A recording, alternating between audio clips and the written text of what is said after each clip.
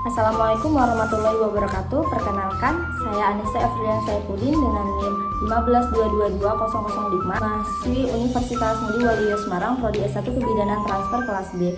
Di sini saya akan mempraktekkan tentang konseling pada ibu hamil tentang pemijatan perineum.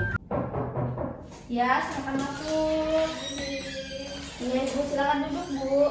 Silakan duduk, Bu. Saya tutup pintunya ya. Iya, Bu. Ibu, ada yang saya bantu Ibu. Sebelumnya, perkenalkan Ibu, saya Bidan Anissa yang bertugas pagi hari ini dengan Ibu siapa? Ibu Lestari, Bu. Oh, Ibu Lestari. Iya, Bu, ada yang bisa saya bantu, Bu? Iya, Bu, saya ini kan mau mendekati persalinan. Ya. Nanti perkiraannya sih bulan 2 lahirannya. Terus saya itu trauma. Anak pertama saya dulu tuh sering banyak jahitannya, terus dirobek juga. Jadi situ saya takut. Adakah Bu cara-cara yang harus agar untuk membantu agar saya tidak terlalu banyak robekan gitu waktu lahiran anak kedua nanti? Oh iya, sebelumnya anak pertama itu diajarin cara pijat perineum tidak, Bu? Saya belum tanda tahu dan nanti saya Bu. Oh, belum tahu ya. Iya. Nah, jadi di sini nanti saya akan mengajarkan cara pijat perineum gitu ya. Perineum itu bagian vagina bagian bawah. Itu sebelumnya pijat perineum itu adalah teknik pemijatan di area vulva pada anus. Nah, di sini ya Bu ya. Di sini ini vulva, di sini anusnya. Jadi di antara sini Bu. Ini ada contohnya ya. Ini dikala hamil atau beberapa minggu sebelum waktu persalinan untuk meningkatkan sirkulasi dan elastisitas pada perineum.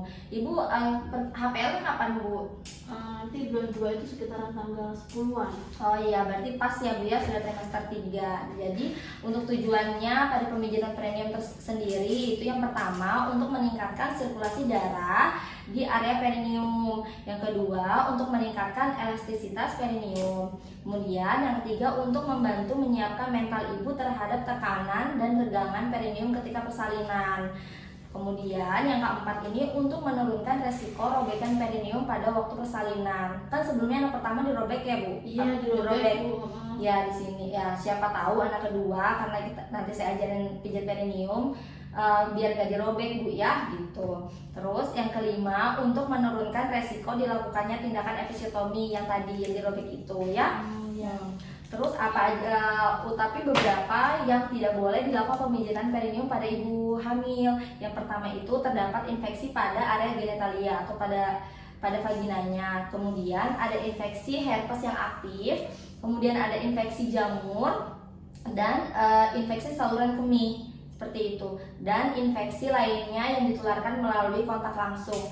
Terus ketika ibu merasa di rumah nanti ada ngerembes, ketubannya udah pecah, itu tidak boleh dilakukan pemijatan perineum. Seperti itu ya Bu ya.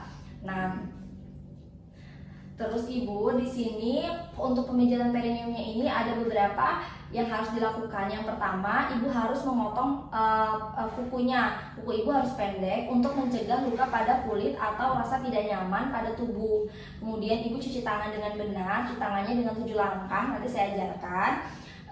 Dengan air dan sabun, jangan sampai kuman masuk ke dalam jalan lahir. Jadi pastikan mencuci tangan dengan benar sebelum memulainya, seperti itu.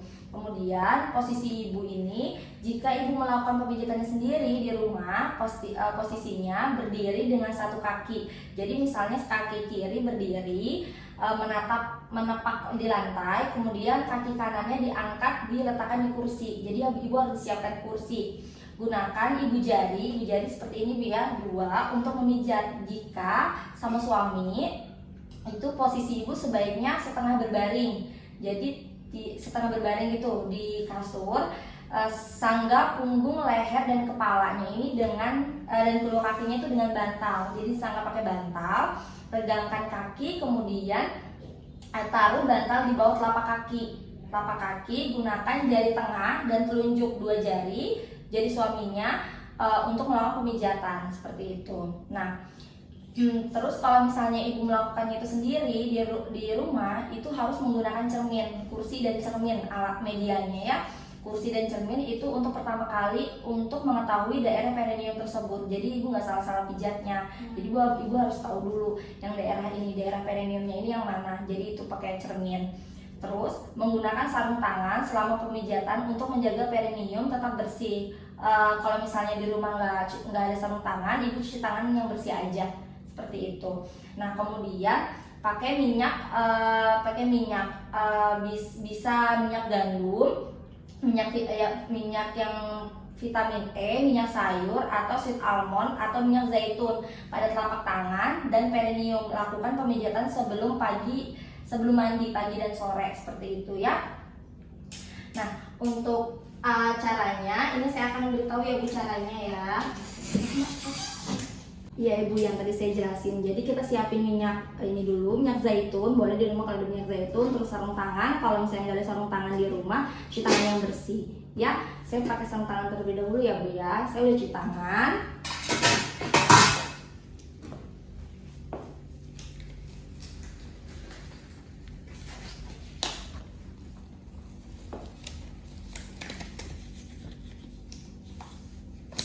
Oke, kemudian kita menggunakan minyak zaitun di telapak tangan dan di daerah vaginanya ya.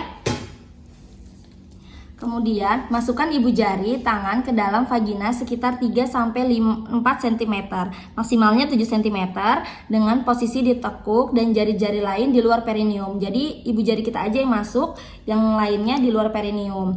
Tekan ke bawah dan kemudian menyamping pada saat bersamaan. Perlahan-lahan untuk meregangkan daerah tersebut ya Bu, sampai ibu merasakan sensasi panas atau selek buring. Seperti ini ya Bu ya. Nih, ditekan kemudian ke atas, ditekan juga ya.